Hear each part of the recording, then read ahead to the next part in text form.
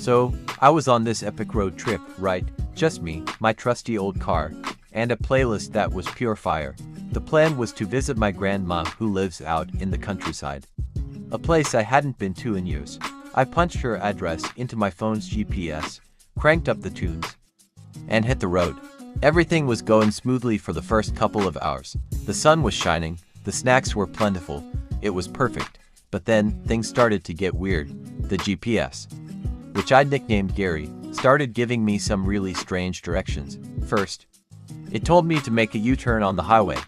I ignored that one, figuring it was just a glitch. Then it said, in 200 feet, drive onto the pedestrian footpath.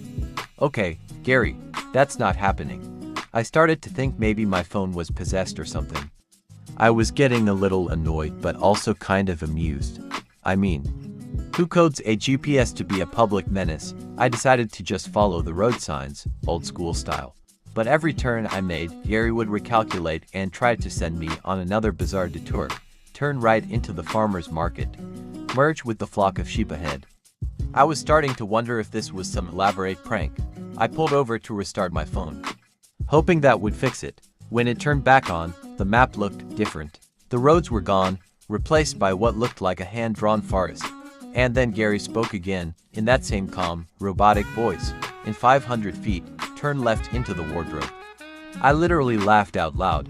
A wardrobe, Gary, have you been drinking? I kept driving, looking for a real street, but then I saw it. On the side of this dusty, deserted road, there was a house. It looked ancient, like something out of a fairy tale. And on the front porch was a huge, ornate, wooden wardrobe, just standing there. At this point, curiosity completely took over. I thought, no way, this has to be a joke. But the arrow on my screen was pointing directly at it. Against my better judgment, I slowly drove my car off the road, across the lawn, and straight towards the wardrobe. The doors were slightly ajar. I held my breath, nudged the gas pedal, and the front of my car pushed the doors open. I expected to hear a crash, the sound of splintering wood. Instead, silence, and cold. A blast of icy air hit me. I looked up, and my jaw dropped. The back of the wardrobe wasn't there. My car was nosing its way into a snowy forest. Tall pine trees were everywhere, their branches heavy with white powder. A single, old-fashioned lamppost stood glowing softly in the distance. My GPS just said, "You have arrived."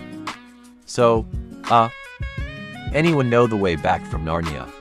And more importantly, does my auto insurance cover interdimensional travel?